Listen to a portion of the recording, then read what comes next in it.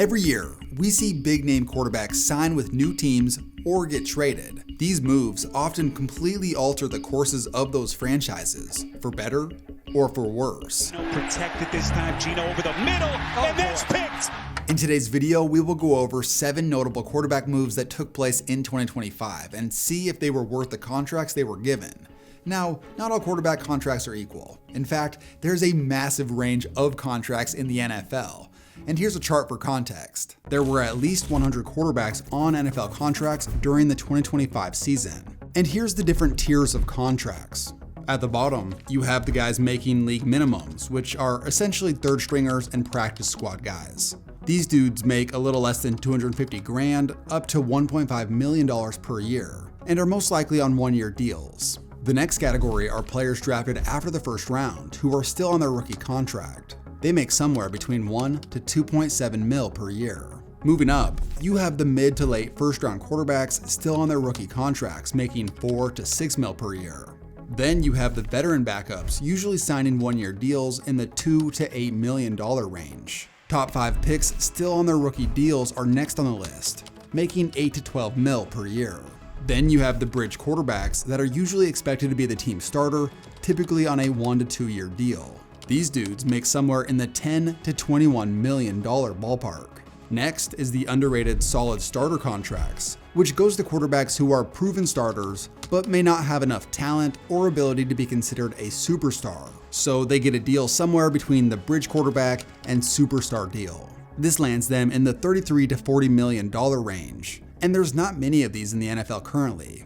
Of course, at the top, we have the superstar franchise quarterback contract. These are the record-breaking, or at least close to record-breaking contracts we see year after year.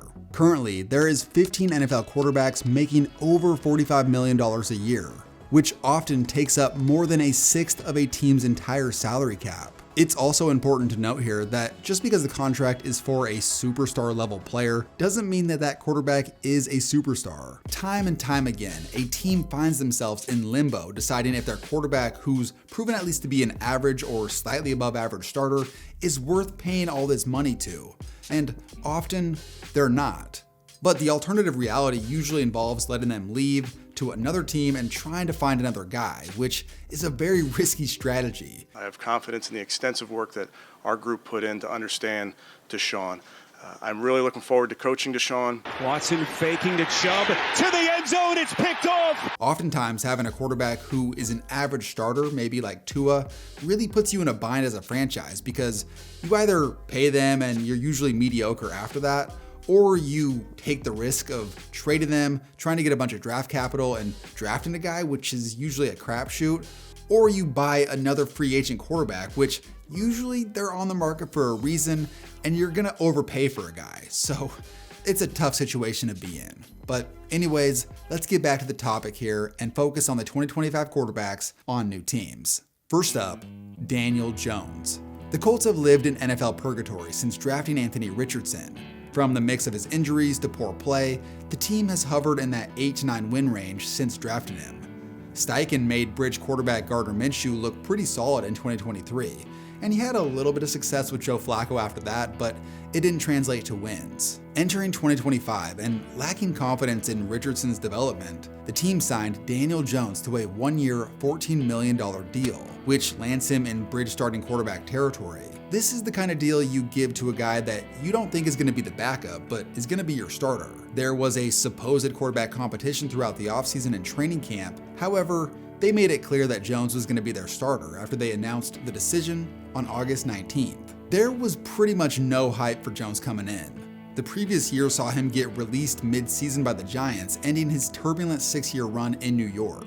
He had signed with the Minnesota Vikings as a backup to finish out the 2024 season before the Colts picked him up in the 2025 free agency.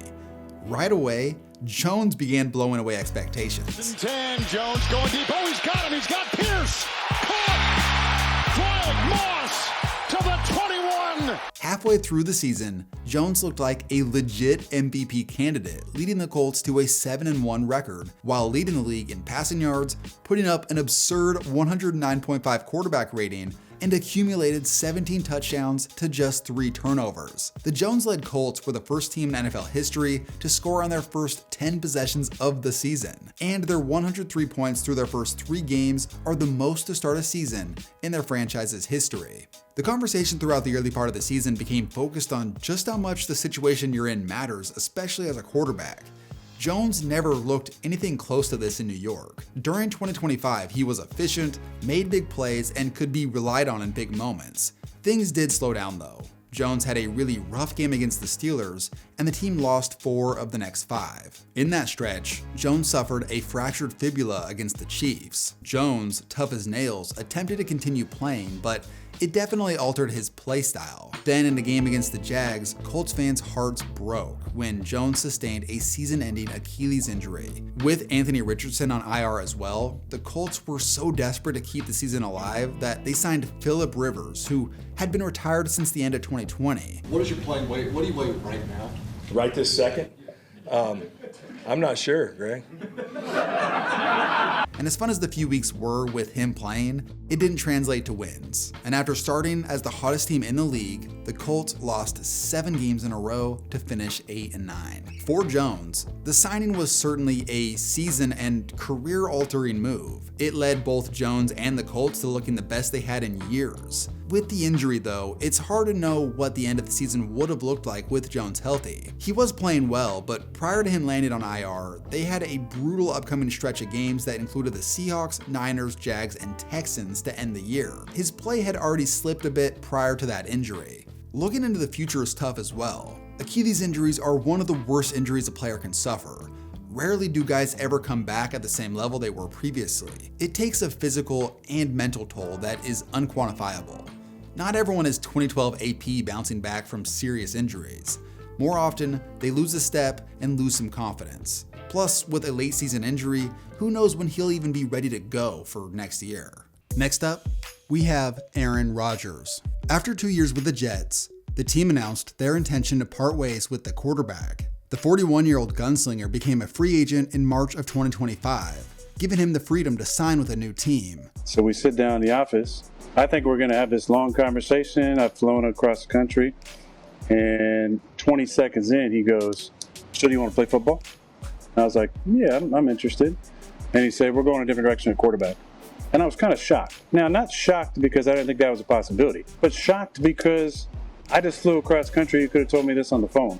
And after months and months of tiptoeing around the idea of signing with Pittsburgh, it officially happened. This storyline dominated the headlines throughout the offseason, only making Rodgers more polarizing prior to signing with the team. Some felt like he didn't fit the vibe of the team and City's blue-collar identity. For his debut, Rodgers played against his former team, the New York Jets. And man, did he put on a show. He threw for 244 yards and 4 touchdowns in a 34-32 victory. From there, the Steelers went on to start the season 4-1 with Rodgers. However, in typical Pittsburgh fashion, the offense sputtered throughout the middle of the season. Rodgers at one point had 3 straight games with under 170 pass yards.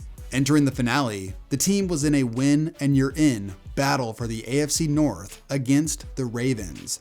The loser of this matchup missed the postseason. And in dramatic fashion, Pittsburgh won with a last-minute touchdown from Aaron Rodgers and a missed field goal by Baltimore. The joy of this moment was short-lived, as 1 week later, Pittsburgh got curb-stomped by Houston's defense in a 30-6 beatdown. Overall, for the season, Rodgers was decent. He gave the team a veteran presence that certainly helped them in moments, especially in a down year for their defense. In the end, Pittsburgh did exactly what they had done for years. They won just enough games to squeak into the playoffs and then lose in the first round. Now it's just a matter of time till we find out if the 42-year-old quarterback is officially retiring or coming back. Next on the list, we have Gino Smith. The Raiders moved on from Derek Carr after the 2022 season, and since then, they haven't been able to figure out the quarterback position. They tried out Jimmy Garoppolo in 2023, and it was a disaster. In 2024, they brought in Gardner Minshew, and same thing, disaster. Then, in 2025, they traded a third-round pick to bring in Gino Smith. A month later, he signed a 2-year, $75 million extension to make him the largest quarterback transaction of the 2025 offseason on a per-year basis. Gino Smith had resurrected his career in Seattle, making back-to-back Pro Bowls in 2022 and 23. They wrote me off. I ain't right back, though. That's the problem. I ain't right back. Let's go. He won Comeback Player of the Year in 2022, leading the league in completion percentage. Following the 2024 season, Seattle and Smith couldn't come to an agreement on a contract, so Seattle agreed to trade him. At the age of 35, Gino Smith took over the Raiders offense. There was some buzz entering the season, considering they had Brock Bowers in year 2 after that stellar rookie season, a top 10 pick in Ashton Jeanty in the backfield, and former Super Bowl winning head coach Pete Carroll taking over the team. And at first, Gino Smith looked like he was going to bring a spark.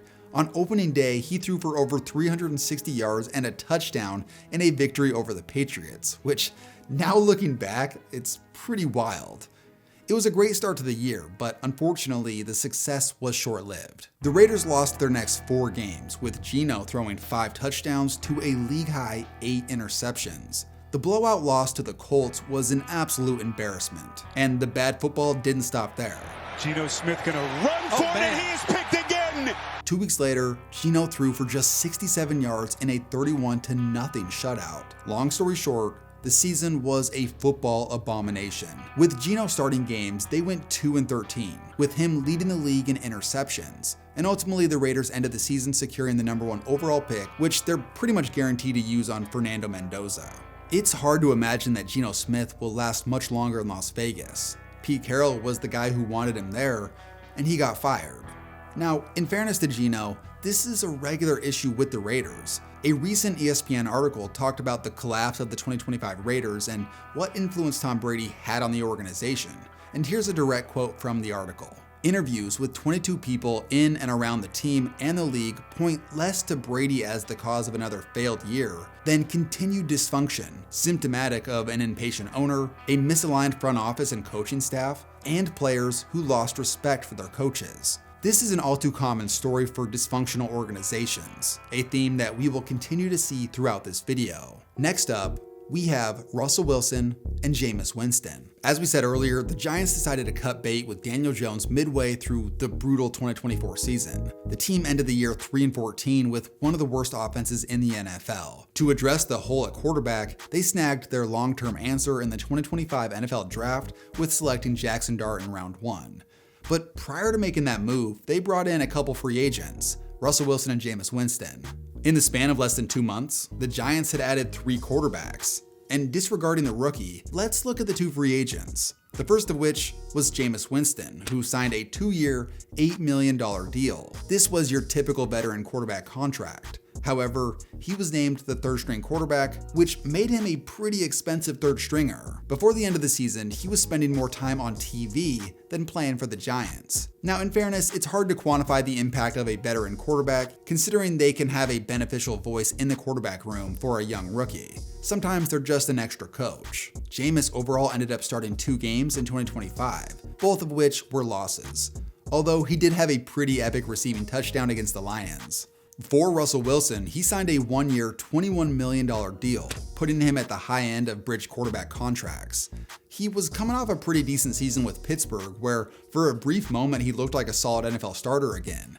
But the season ended on a rough stretch that ultimately led the Steelers to moving on.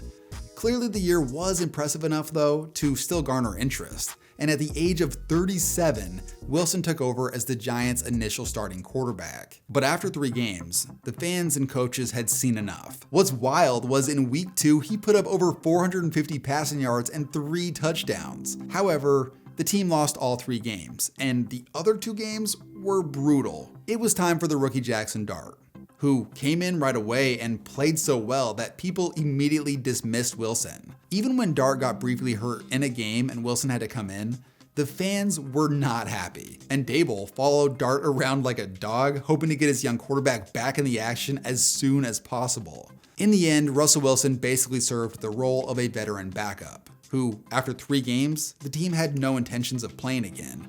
That's a pretty expensive backup. And in total, they paid the 2 quarterbacks that they brought in free agency a combined $25 million. Up next, we have Justin Fields. Staying in the same city, the New York Jets had a hard reset after 2024. The Aaron Rodgers experiment did not work out, and in the end, the season saw him leave the team, plus head coach Robert Saleh was fired early in the season. With the new head coach Aaron Glenn, one of the first decisions the team made was deciding who they were going to bring in at quarterback. And during free agency, that decision was made by signing Justin Fields. After the Bears traded Fields to the Steelers, Fields showed improvement as a player with a better structure around him. In 6 starts, the team went 4-2, and Fields put up the highest passer rating of his career before the team turned to Russell Wilson. Overall, he did pretty decent, and it was enough to convince the Jets to sign Fields to a 2-year, $40 million contract, putting him at the high end of bridge quarterback range. Well, things went disastrously. The team lost their opening 7 games, 6 of which with Fields under center, with him passing for less than 50 yards in 3 different games. At this time, rumors came out that the team was considering a quarterback change, and Jets owner Woody Johnson weighed in on the matter, saying, "The defense is pretty good, and if we can just complete a pass, it would look good." You know, it's hard when you have a quarterback with, with a rating that we got. You know, he has the ability, but something just is not jiving. Those comments definitely hurt Justin Fields because after he led the team to their first victory of the season the following week, he said this. "I found myself in my closet crying, on the ground, laying down, not because of the hardships, not because of the troubles. I just had gotten a text from my sister and my stepmom, and it was just an encouraging text on, just keep going and keep spreading the faith." Fields' time as the Jets starter didn't last much longer. He was benched for Tyrod Taylor going into Week 12 and ended the season on IR. Overall, the team finished 3-14 with all 3 quarterbacks struggling. After all, Fields had the highest passer rating of all 3. But you know what they say, life of a Jets quarterback. Confidence is a massive factor in sports. And in football especially, with it being such a team game, we place an unfair amount of expectations on quarterbacks, when in reality most NFL quarterbacks probably do at least decent in a good situation and poorly in a bad one. We've seen with every example in this video so far that ringing true. Daniel Jones never looked good, or at least all that great in New York, then immediately looks his best with Shane Steichen and a better offensive system in Indy. Then, with Gino, Russell Wilson, and Justin Fields, all 3 were more successful the previous season with more stable organizations, then experienced disarray with bad franchises. And for the last 2 quarterbacks in this video, we will see the theme of how much confidence plays a factor in a player's performance. Going out west, we have Mac Jones. Mac Jones was basically laughed out of New England. After a solid rookie year in 2021, he looked like a shell of himself by 2023, throwing jarring interceptions and looking like he was incapable of ever starting a game again. He was shipped to Jacksonville in 2024 to be a backup, and he ended up starting 7 games due to an injury. And even by the end of that season, it was conclusive. This guy is not an NFL starting quarterback. Well, quietly during the 2025 offseason, Jones signed with the 49ers on a 2-year, $7 million deal, a modest backup quarterback contract to be the second stringer behind Brock Purdy. Jones sat the bench for the first 4 games. Then in Week 5, he had to fill in for the injured Purdy, and despite a loss, put up impressive numbers, producing over 300 yards and 3 touchdowns. The following week, this theme continued. The team put up 34 points in a victory against the Giants, and Jones only had 5 incompletions, throwing for over 230 yards and 2 touchdowns with an eye-popping 135.2 quarterback rating. In total, Mac Jones started 8 games for the injured Brock Purdy. And with all the injuries that happened to this team, most felt like the 49ers were gonna fall off, but they didn't. Mac Jones kept them alive. The team went 5-3 with him under center, and he produced the highest passer rating and QBR of his career. The highlight of this run came in a game on the road versus the Rams, where Jones led them to an overtime victory. In that game, he threw for 342 yards and 2 touchdowns. This 8-game run showed major improvement in Jones' confidence and play, and it really proves my earlier point about playing for a stable organization. It'll be interesting to see what happens with him going into the 2026 season. And lastly, we have Sam Darnold. With the Seahawks failing to come to an agreement with Gino Smith, they began to explore other options, eventually landing on Sam Darnold. Darnold was coming off a career year with the Vikings that ended on a sour note. He he led the Vikings to a 14-3 record, putting up over 4,300 yards and 35 passing touchdowns with one of the highest passer ratings in the league. But his final 2 games were rough. Also, the organization had plans for their rookie J.J. McCarthy moving forward, and the Vikings did offer Darnold a decent contract to stay, but ultimately the offer from the Seahawks was more lucrative, so he went with them.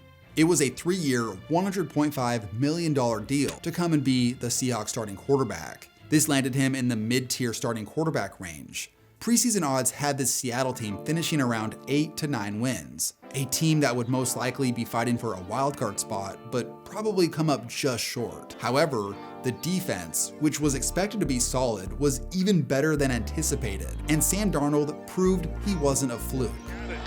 Darnold 9 of 9 on the night, takes another shot, and it's caught by Arroyo for the touchdown! Throughout the first half of the season, one of the biggest storylines in the NFL was the connection between Darnold and Smith-Njigba.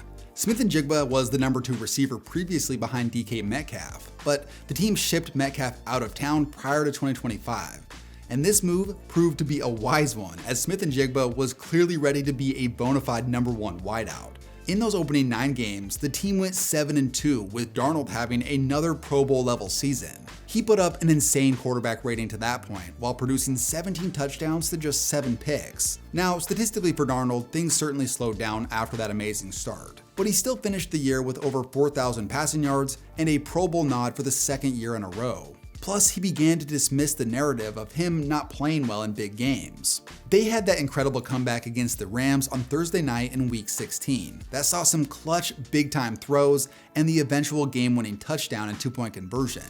He also did his job against the Niners in back-to-back weeks by not making mistakes and doing his job. Overall, the Seahawks finished the regular season 14-3, making Sam Darnold the first starting quarterback ever to achieve back-to-back 14-win seasons on 2 different teams. The team had been amazing, and Darnold had played a role in that, whether he was putting up big numbers early on, helping lead a comeback, or simply managing the game, complementing their dominant defense and run game. Seattle found a formula with their offense. They threw the ball less than most teams during the regular season, but when they did throw it, they made explosive plays. Their well-roundedness as a team is why they are the number 1 seed. And now, Sam Darnold is starting in the Super Bowl. Looking back at the contract he signed, it's safe to say the Seahawks got a bargain, especially after what we saw in the NFC Championship. Darnold looking at him again. Some pressure though. Hit as he throws, man open. Guess who? Smith